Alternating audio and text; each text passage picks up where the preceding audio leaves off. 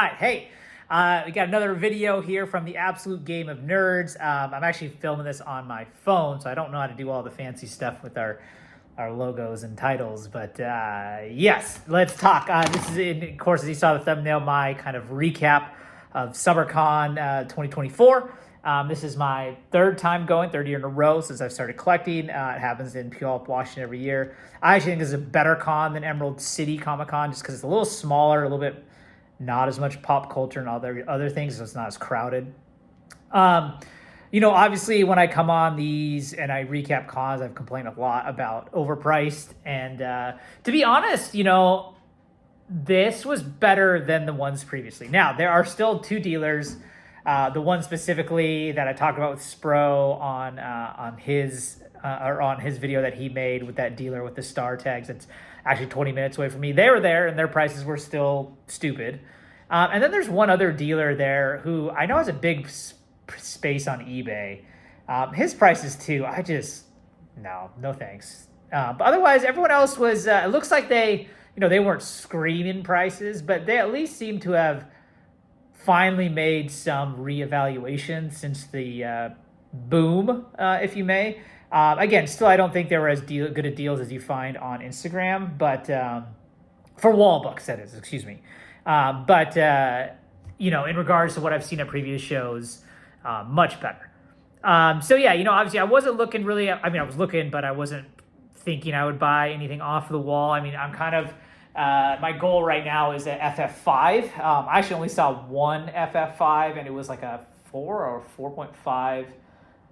And so that's a little, I'm going to be more in the 2.0 range, 1.5, 2.0 range, trying to find one that presents well. So that was the only one I saw there. So otherwise I was kind of doing, some bin diving, for my Silver Surfer run. And again, so I needed 4 issues. So I needed number 5, number 6, and then number 9 and number 10. And so thankfully I was able to come away, and I got both of these for $20 each. So my kind of price range I've always said is like the $30 to $35 and under. But I don't want absolute garbage copies. I do want them to look relatively nice. And I have gone a little higher on some of the issues that have some nicer copies. But these ones were $20, and I think they're perfectly fine for what I'm looking for in my run. So we got Silver Surfer number 9. Again, in the Mylar, I think this looks great. It is a little beat up. It is a lower grade one, but again, like I said, in the Mylar, this will look good, or does look good, excuse me. So Silver Surfer number 9. Again, not a cover in the run I love. Kind of one of the more, not my favorite. But again, number 9, needed for the run. And then number 10, I needed for the run. This one is a little better cover. I like the colors on this one. This one presents very nicely. Again, $20 for this. This is exactly what I'm looking for my Silver Surfer run. That are the non-keys. I have all the non-keys. So these are just the fillers. So 9 and 10 are now in the bag. That means I have 2 more issues, number 5 and number 6 to go. With that in mind, so the reason why I started the Silver Surfer run is because, and I made that rule I had to find him in person, because I wanted to go to these cons knowing the wall prices were always kind of too high. I wanted something to hunt for while I was there, so I got to go in the bins and look for that. So obviously with 2 more issues left, like, what am I going to do after? Because I do like going to cons because they are fun to see all the things and meet up with people. Oh, and I should say too, right? Big highlight, I got to meet Big B McFly, Brian, in person. We've talked obviously numerous times. I'm going to spend more time with him at Terrificon in August. But it was very fun meeting him in person. We chatted for a little bit. Not too much. He was there with Bronze Age Nerd, who I also met in person and is someone I hope to have on our channel soon.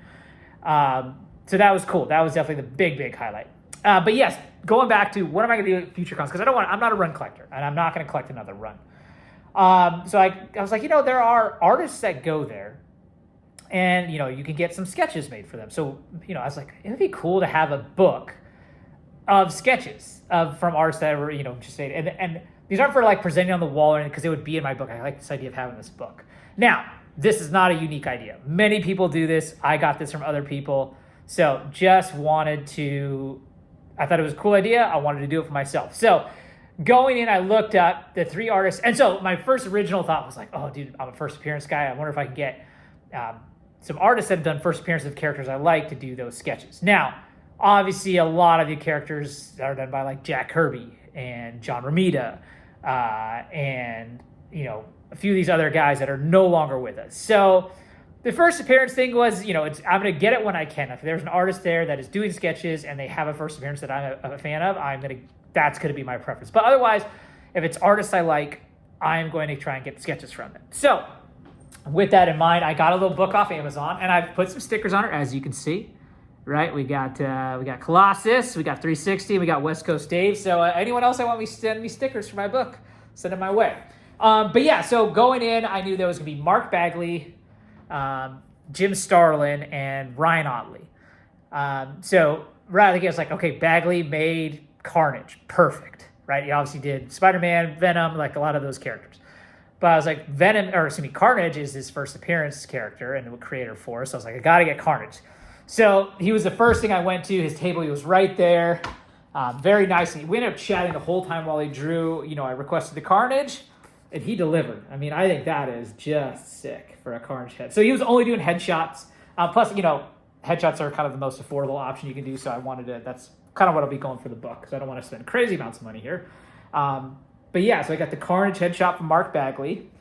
And I'm going to give you a story. You may think I'm a bad guy for this. So when we were chatting the whole time while he was drawing this, and he inked it, and so when he started inking it, he wanted to check if it was bleeding through. He was like, oh, it's kind of bleeding through. So he grabbed a board off his table and he put it underneath, or it wasn't even a board, it was like a thicker piece of paper, and he put it underneath it to make sure that the ink didn't bleed through to my pages behind.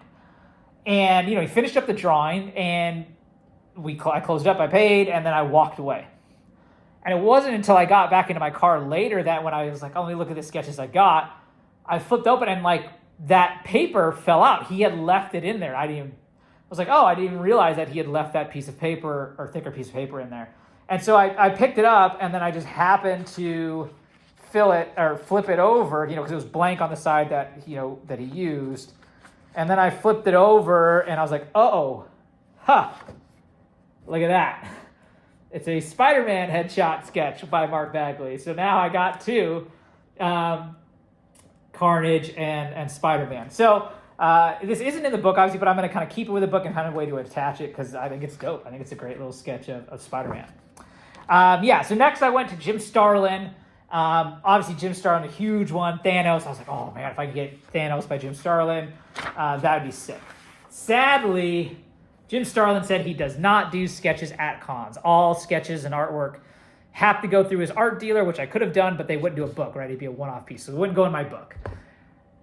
He also had a book of things, of bigger drawings that you could buy. I mean, those were like in the $500 to $1,500 range. Like, obviously, he's amazing stuff, but I'm not looking to spend that on these kind of just one-off pieces. They're not published, too, so I don't find them as hugely investable or anything like that.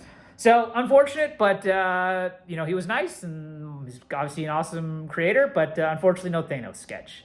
So then lastly, Ryan Otley was there, and then he was only doing sketches if it was Invincible, Spider-Man, or Hulk. I would have loved any of them, and, if in the future I may get more from him. But I figured, Invincible I feel like is what he's most known for right now, so I got to go with Invincible. And so he gave me this, which I think is awesome. It was funny, right before he drew, he's like, do you want blood? And I was like, duh. So yeah, he put that together for me. I mean, it's crazy. These guys draw this stuff so fast. It's just so easy for them, but it's very, very awesome. So yeah, those are the three sketches I got. Obviously in Terrificon, I'm going to be spending a lot of my time there in line for the artists that are doing some sketches to get some of the characters I like. And obviously when that happens, I will recap that, and we will go from there. But otherwise, that's kind of all I got on SummerCon. Again, very happy with how it went. Happy to see prices that come down for most people, so that was really cool. But otherwise, I will catch you on the next one. Peace out.